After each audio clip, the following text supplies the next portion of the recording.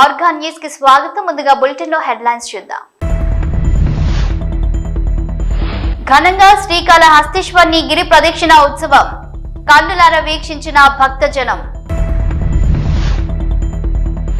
నేడు మాజీ మంత్రి దివంగత జైపాల్రెడ్డి జయంతి. నివాళులర్పించిన ముఖ్యమంత్రి రేవంత్ రెడ్డి మరియు పలువురు ప్రముఖులు.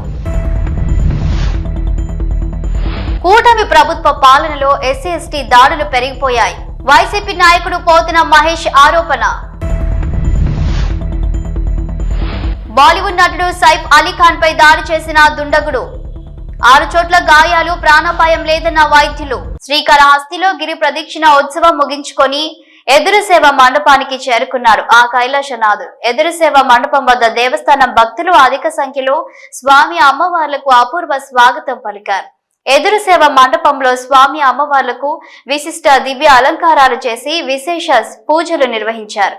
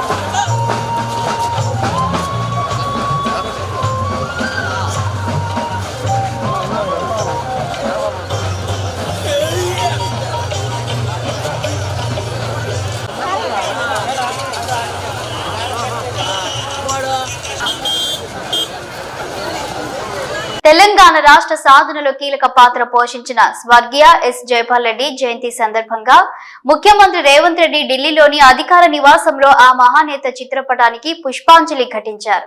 తెలంగాణ పల్లె నుంచి ఢిల్లీ దాకా సాగిన జైపాల్రెడ్డి రాజకీయ ప్రస్థానంలో నైతిక విలువలకు కట్టుబడ్డారని గుర్తు చేసుకున్నారు. ముఖ్యమంత్రితో పాటు మంత్రి పొంగులేటి శ్రీనివాసరెడ్డి, ఎంపీ సురేష్ కుమార్ షెట్కార్, ప్రభుత్వ సలహాదారు షబీర్ అలీ, ఎమ్మెల్యేలు గడ్డం వినోద్, రామ్మోహన్ రెడ్డి, పలువురు నాయకులు జైపాల్రెడ్డికి నివాళులు అర్పించిన వారిలో ఉన్నారు. కూటమి ప్రభుత్వం అధికారంలోకి వచ్చిన తర్వాత ఎస్సీ ఎస్టీలపై దాడులు పెరిగిపోయాయని ఆరోపించారు వైసీపీ నాయకుడు పోతిన మహేష్. ఈ దాడులను నియంత్రించడంలో కూటమి ప్రభుత్వం పూర్తిగా విఫలం చెందిందన్నారు. తిరువూరు ఎమ్మెల్యే కోటికలపూడి శ్రీనివాసరావు స్థానికంగా ఉన్నటువంటి వార్డు మెంబర్ అయినటువంటి బూక్య చంటిపై దాడి చేయడమే ఇందుకు నిదర్శనమన్నారు. పోలీసుల సమక్షంలోనే అతనిపై దాడి జరిగిందంటే అసలు లా అండ్ ఆర్డర్ ఉన్నట్లా లేనట్లా అని ప్రశ్నించారు పోతిన మహేష్. కూటమి ప్రభుత్వం అధికారంలోకి వచ్చాక ఎస్సీ ఎస్టీల మీద దాడులు పెరిగిపోయింది. ఈ దాడుల్ని నియంత్రించడంలో కూటమి ప్రభుత్వం పూర్తిగా వైఫల్యం చెందిందని చెప్పడానికి తిరువూరు ఎమ్మెల్యే కొటికలపూడి శ్రీనివాసరావు గారు మరి అక్కడ ఉండేటువంటి స్థానిక YSRCP party ward member Bukya Chanti గారి మీద దాడి చేయడమే ఎందుకు నిదర్శనం కూడా తెలియజేస్తున్నాం. అది కూడా ఆయన ఒక ప్రైవేట్ ప్రాపర్టీ పంచాయతీలో అనవసరంగా జోక్యం చేసుకొని ఎస్టీ మహిళను కూడా చూడకుండా, లంబాడా వర్గానికి చెందినటువంటి మహిళను కూడా చూడకుండా విచక్షణారహితంగా పోలీసుల సమక్షంలోనే దాడి చేశారంటే ఈ రాష్ట్రంలో అసలు లా అండ్ ఆర్డర్ అమలవుతుందా? ఈ విషయం మీద హోంశాఖ మంత్రి అనిత గారు ఎందుకు స్పందించరా? ఒక ఎస్టీ వర్గానికి చెందినటువంటి మహిళ మీద మీ ఎమ్మెల్యే దాడి చేస్తే హోంశాఖ మంత్రి అనిత గారు ఎందుకు స్పందించలేదో సమాధానం చెప్పాలి. ప్రతి విషయానికి బయటకు వచ్చి ఏకవచనంతో మాట్లాడేటువంటి హోంమంత్రి అనిత గారు మీకు లంబాడా వర్గానికి చెందిన ఎస్టీ మహిళ బూక్య చంటి మీద దాడి జరిగితే మీరు ఎందుకు స్పందించరా? ఇంతవరకు ఆ దాడికి ప్రధాన కారణమైనటువంటి స్థానిక ఎమ్మెల్యే కొటికలపూడి శ్రీనివాసరావు గారి మీద ఎందుకు ఎఫ్ఐఆర్ నమోదు చేయదా? అదేవిధంగా ఈ దాడికి అన్ని రకాల కారణమైనటువంటి తెలుగుదేశం పార్టీ స్థానిక నాయకుడు బూక్య రాంబాబు మీద ఎందుకు కేసు నమోదు చేయరా? దీనికి మీరు సమాధానం చెప్పాలి. మేము ఈ రోజున హెల్ప్ హాస్పిటల్లో మరి పార్టీ ఆదేశానుసారం మేము వెళ్ళి చంటి గారిని కలిశాం. వారు తీవ్రమైనటువంటి మనస్తాపానికి గురయ్యి ఎంతో ఆవేదన చెందుతా ఉన్నారు. నన్ను ఇంట్లోకి వచ్చి విచక్షణారహితంగా దాడి చేసి కొట్టడమే కాకుండా ఈ రోజున నేను ఆత్మహత్య చేసుకుంటే నన్ను రాజీ చేసుకోమని, నన్ను ఇబ్బందులకు గురి చేయడమే కాకుండా నా పిల్లల మీద కూడా కేసులు పెడతామని చెప్పి బెదిరిస్తున్నారని, వారి కుటుంబ సభ్యుల్లో కానిస్టేబుల్ ఉద్యోగం చేసుకుంటున్నటువంటి వారి సోదరుని కూడా అడ్డం పెట్టుకొని కూటమి ప్రభుత్వం బ్లాక్మెయిలింగ్ కి పాల్పడుతుందని చెప్పి వారు ఎంతో ఆవేదన వ్యక్తం చేస్తూ ఉన్నారు. ఇది మంచి పద్ధతి కాదని కూడా కూటమి ప్రభుత్వాన్ని హెచ్చరిస్తా. ఈ ఘటన మీద స్థానిక ఎంపీ కేశినేని చిన్ని గారు కూడా మీరు స్పందించాలి. గతంలో తిరువూరు నియోజకవర్గంలో జరిగిన అనేక ఘటనల మీద మీరు అక్కడ మీటింగ్స్ ఏర్పాటు చేశారు. స్థానిక ఎమ్మెల్యే ప్రవర్తన మీద అధిష్టాన దృష్టికి కూడా తీసుకెళ్లి నియంత్రించేటువంటి ప్రయత్నం చేశారు. కాబట్టి మీరు ఖచ్చితంగా ఈ ఘటన విషయంలో మీరు జోక్యం చేసుకోవాలి. బూక్య చంటి గారికి న్యాయం చేసి తీరాలని కూడా మేము స్థానిక ఎంపీ కేశినేని చిన్ని గారిని డిమాండ్ చేస్తున్నాం. అదేవిధంగా మా పార్టీ జిల్లా అధ్యక్షులు దేవినేని అవినాష్ గారు కూడా ఇప్పటికే వారిని పలు దఫాలుగా పరామర్శించారు. వారికి అన్ని రకాలుగా అండగా ఉంటా ఉన్నారు. అదేవిధంగా వారికి ఏ ఇబ్బంది వచ్చినా కూడా తక్షణమే స్పందిస్తామని కూడా తెలియజేశారు. తప్పనిసరిగా బూక్య చంటి గారికి న్యాయం జరిగేంత వరకు కూడా పార్టీ అన్ని రకాలుగా అండగా నిలబడుతుందని కూడా ఈ సందర్భంగా వారికి తెలియజేయడం జరిగింది. ఇట్లాంటి ఘటనలు పునరావృతం కాకుండా ఉండాలి అంటే, ప్రజాప్రతినిధులు ఇష్టానుసారం ప్రవర్తించకుండా ఉండాలి అంటే, రాష్ట్రంలో లా అండ్ ఆర్డర్ అమలు జరుగుతుందని ప్రజలకు నమ్మకం కలగాలంటే, రాష్ట్రంలో రెడ్ బుక్ రాజ్యాంగం కాకుండా అంబేద్కర్ గారు రచించిన రాజ్యాంగం అమలు అవుతుందని ప్రజలకు నమ్మకం కలగాలంటే మీరు తక్షణమే స్థానిక ఎమ్మెల్యే గారి మీద కేసు నమోదు చేయాలి, చట్టపరంగా శిక్షించాలని కూడా మేమైతే వైఎస్ఆర్సీపీ పార్టీ తరఫున డిమాండ్ చేస్తాం. బాలీవుడ్ నటుడు సైఫ్ అలీ ఖాన్ ఈ రోజు తెల్లవారుజామున ముంబైలోని తన బాంద్రా వెస్ట్ నివాసంలో ఓ దుండగుడు దోపిడీకి ప్రయత్నించగా అతనిని అడ్డుకున్న సైఫ్ అలీ ఖాన్ గాయపడ్డారు. 6 చోట్ల కత్తిపోట్లకు గురైన ఆయనను చికిత్స కొరకు లీలావతి ఆసుపత్రికి తరలించారు. ముంబై పోలీసులు తెలిపిన వివరాల ప్రకారం తెల్లవారుజామున 2:30 గంటలకు సైఫ్ నివాసంలోకి గుర్తు తెలియని వ్యక్తి ప్రవేశించాడని, కత్తితో జరిగిన ఘర్షణలో సైఫ్ గాయపడ్డారని సమాచారం. ప్రస్తుతం సైఫ్ అలీఖాన్ ఆరోగ్యం నిలకడగా ఉందని వైద్యులు ధృవీకరించారు. ఐఎన్ఎస్ సూరత్, ఐఎన్ఎస్ నీలగిరి, ఐఎన్ఎస్ వాగ్షీర్ యుద్ధ నౌకలను ప్రారంభించి జాతికి అంకితం చేశారు ప్రధానమంత్రి నరేంద్ర మోదీ. రక్షణ తయారీ, సముద్ర భద్రతలో గ్లోబల్ లీడర్ గా ఎదగాలనే భారతదేశ కలను సాకారం చేయడంలో కీలక ముందడుగు పడింది. భారత నౌకాదళానికి చెందిన ఐఎన్ఎస్ సూరత్, ఐఎన్ఎస్ నీలగిరి, ఐఎన్ఎస్ వాగ్షీర్లను నేవల్ డాక్ యార్డ్ లో ప్రధాని నరేంద్ర మోదీ ప్రారంభించారు. వీటి ద్వారా భారతదేశ రక్షణ సామర్థ్యాలను మరింత అభివృద్ధి చెందడంతో పాటు సాంకేతికంగా ఇతర దేశాల కంటే భారత్ ముందు వరుసలో ఉండటం భారతీయులుగా మన అందరం గర్వించదగ్గ విషయమన్నారు.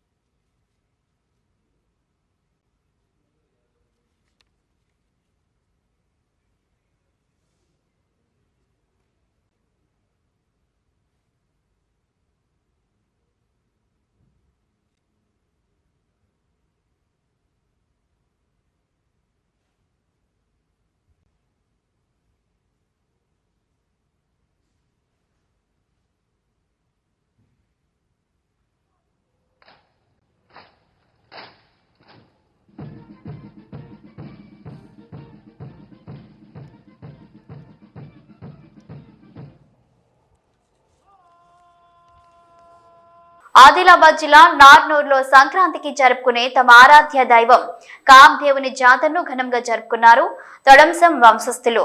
ఆనవాయితీగా వస్తున్న ఆచారం ప్రకారం జాతరలో 2.5 కిలోల నువ్వుల నూనెను నాగుబాయి చందు అనే మహిళ తాగి అందరినీ ఆశ్చర్యపరిచింది.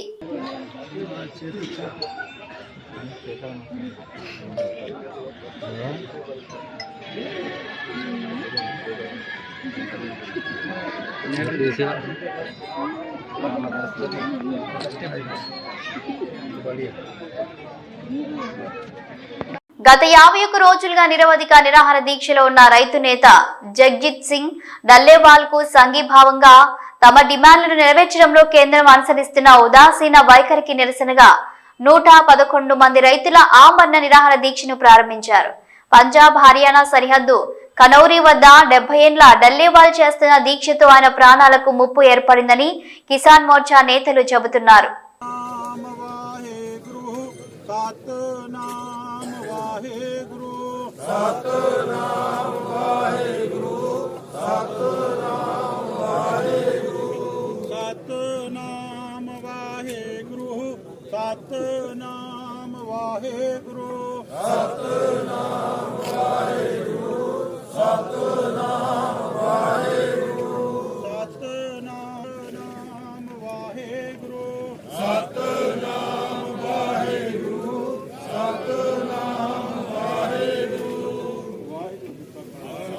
తెలంగాణ రాష్ట్రానికి కేంద్ర ప్రభుత్వం నుంచి రావాల్సిన పెండింగ్ నిధులకు సంబంధించిన అంశంపై మంత్రి పొన్నం ప్రభాకర్ గౌడ్ తన కేబినెట్ సహచరులతో కలిసి ఢిల్లీలోని తెలంగాణ భవన్లో సమగ్రంగా చర్చించారు.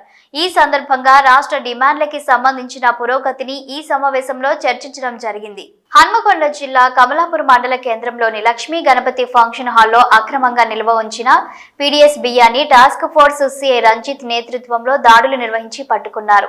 దాదాపుగా 1,78,752 రూపాయల విలువైన 71 క్వింటాల బియ్యాన్ని సీజ్ చేసి స్థానిక పోలీస్ స్టేషన్లో అప్పగించినట్లు టాస్క్ ఫోర్స్ అధికారులు వెల్లడించారు.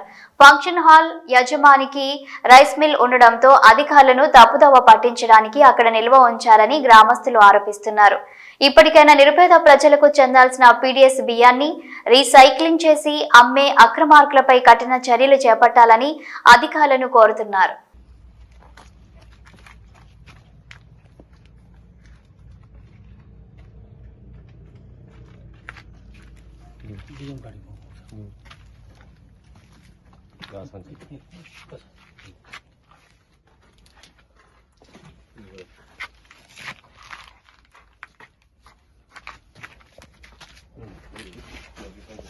సీఎం రేవంత్ రెడ్డిపై హుజూరాబాద్ ఎమ్మెల్యే పాడి కౌశిక్ రెడ్డి చేసిన అనుచిత వ్యాఖ్యలను నిరసిస్తూ హన్మకొండ జిల్లా కమలాపూర్ మండల కేంద్రంలో యువజన కాంగ్రెస్ నాయకులు దిష్టిబొమ్మ దగ్ధం చేశారు. ఈ సందర్భంగా మండల అధ్యక్షులు దూడ శ్రీకాంత్ మాట్లాడుతూ ప్రజా సంక్షేమం కోసం పాటుపడే ముఖ్యమంత్రి రేవంత్ రెడ్డిని విమర్శిస్తే సహించేది లేదన్నారు. ఎమ్మెల్యేగా గెలిపిస్తే నియోజకవర్గ సమస్యలు గాలికి వదిలేశారని ఆరోపించారు.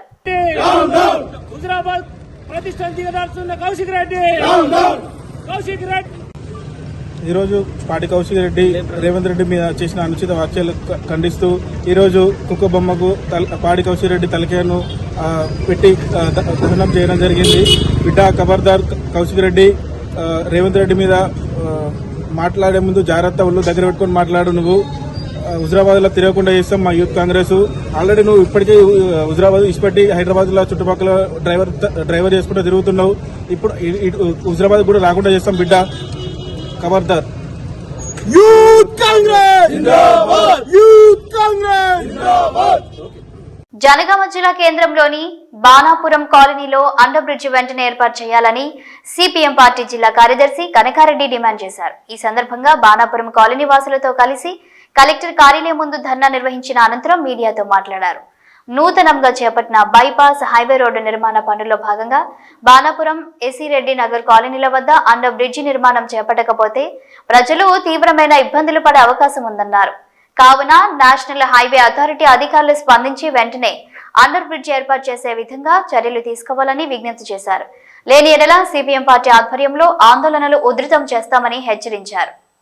సిపిఎం జనగామ జిల్లా కమిటీ ఆధ్వర్యంలో ఈరోజు జిల్లా కలెక్టర్ కార్యాలయం ముందు నిరసన కార్యక్రమం తెలియజేయడం జరుగుతుంది. జనగామ రైల్వే బ్రిడ్జి నుండి కోసన్నపేట వరకు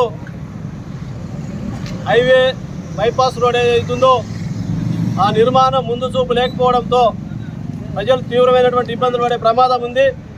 దీనికి సంబంధించి బాణాపురం కాలనీ కానీ, ఇందిరమ్మ పేస్ట్ కాలనీ కానీ, అదే సందర్భంగా Esireddy Nagar double bedroom colony, 3వ విడత ఇందిరమ్మ కాలనీ, ఎల్లంల, పెంబర్తి, సిద్దంకి, పెదరామచెర్ల, చౌదరిపల్లి, పోసన్నపేట, శ్రీనివాసపురం ఇట్లా దాదాపు అన్ని గ్రామాలను కలుపుతూ ఉన్నటువంటి బీటీ రోడ్డు ఉన్నది. ఈ బీటీ రోడ్డు అనుసంధానంగా మరి పసరమర్ల స్టేజ్ నుండి మరి పెంబర్తి వరకు ఉన్నటువంటి ఎన్హెచ్ హైవే వరకు బైపాస్ రోడ్ నిర్మాణం జరుగుతుంది.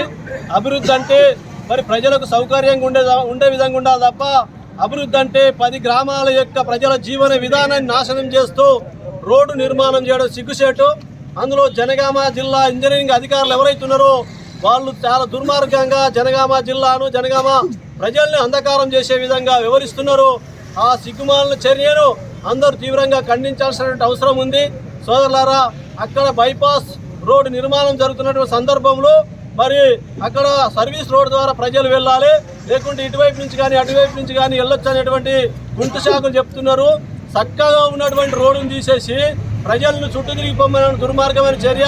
మరి ఇందిరమ్మ కాలనీ తర్వాత ఏసిరెడ్డి నగర్ కాలనీ కావచ్చు, ఇందిరమ్మ నగర్ సంబంధించినటువంటి కాలనీ వాసులంతా కూడా సుమారు 1800 కుటుంబాలు ఉంటాయి. వాళ్ళందరూ కూడా రోజు అందరికీ అవకాశాలు ఉంటాయి, అందరికీ రవాణా కమ్యూనికేషన్ ఉండదు. చాలా మంది పిల్లలు, వృద్ధులు, మహిళలు, అన్ని వర్గాల ప్రజలు జనగామ నుంచి అక్కడ కాలనీ వరకు కూడా నడిచేస్తారు. మరి నడిచేటువంటి ప్రజలకు ఈరోజు రక్షణ లేకుండా చేయడము అభివృద్ధి అనేది మేము ఈరోజు ప్రభుత్వాన్ని కానీ అధికారులు కానీ ప్రశ్నించదలుచుకున్నాం. ఇది చాలా దుర్మార్గమైన చర్య, ఏమైనా చర్య. అందుకోసమే సిపిఎంగా ఇప్పటికే గ్రామాల్లోని అన్ని పార్టీలను అన్ని గ్రామాల్లో ప్రజల్ని కూడా కలవడం జరిగింది. అందుకోసమే ఇప్పటికైనా జిల్లా ఇంజనీరింగ్ విభాగం సంబంధించినటువంటి విభాగం ఏదైతుందో అది వెంటనే స్పందించాలి. దానిలో మార్పు తీసుకురావడం కోసం మార్పు చేసి అక్కడ అండర్ పాస్ బ్రిడ్జి నిర్మించి ప్రజలు నడిచిపోయే విధంగా, వాహనాలు సక్రమంగా వెళ్లే విధంగా ప్రయత్నం చేయాలి.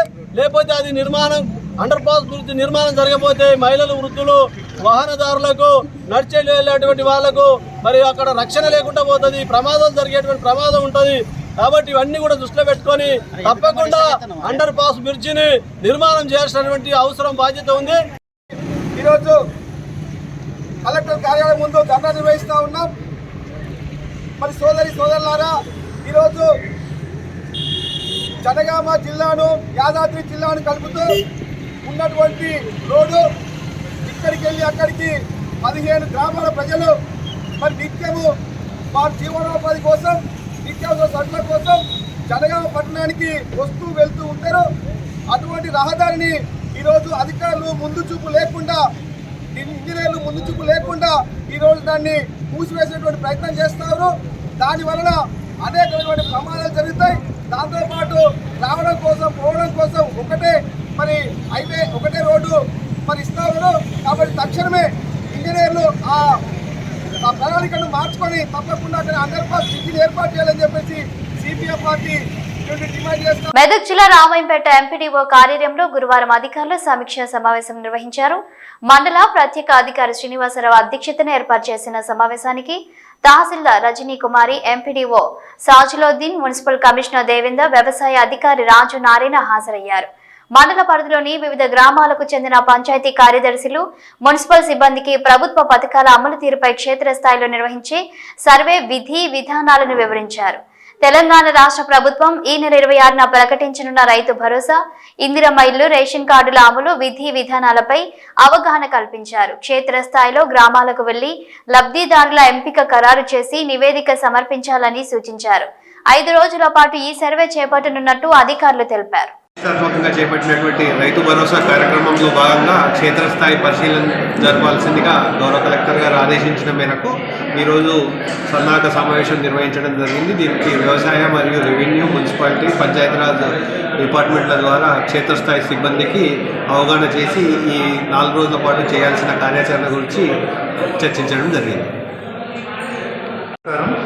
ఈరోజు రామాయంపేట మండలంలో పంచాయత్ సెక్రటరీలు, రెవెన్యూ సిబ్బంది మరియు అగ్రికల్చర్ ఆఫీసర్స్తో అందరితో మీటింగ్ పెట్టడం, తహసీల్దార్ గారు, ఎంఆర్ఓ, ఎంపీడీఓ గారు, మరి అగ్రికల్చర్ ఆఫీసర్ గారు, మేము స్పెషల్ ఆఫీసర్ అందరి సమక్షంలో వాళ్ళకు ఒక అవగాహన సదస్సులాగా ఇక్కడ ఏర్పాటు చేసి మరి ప్రభుత్వము ప్రతిష్టాత్మకంగా చేపట్టిన ఈ యొక్క 4 కార్యక్రమాలు రైతు భరోసా, రైతు ఆత్మీయ భరోసా, ఇందిరమ్మ ఇండ్లు, రేషన్ కార్డ్స్ ఈ 4 కార్యక్రమాలను 26వ తారీఖు నాడు 26 జనవరి నాడు 75 సంవత్సరాల పూర్తి చేసుకున్న సందర్భంగా మనము ఈ యొక్క ప్రభుత్వం లాంచ్ చేయాల్సింది. కాబట్టి అంతకుముందు ఇప్పుడు ఈ యొక్క 8 రోజులు ఉంది. దాంట్లో ఇప్పుడు 16వ తారీఖు నుంచి 20వ తారీఖు వరకు ఆల్రెడీ ఇంతకుముందు ఉన్న డేటానే మనము ఫీల్డ్ వెరిఫికేషన్ చేసుకోవడం జరుగుతుంది.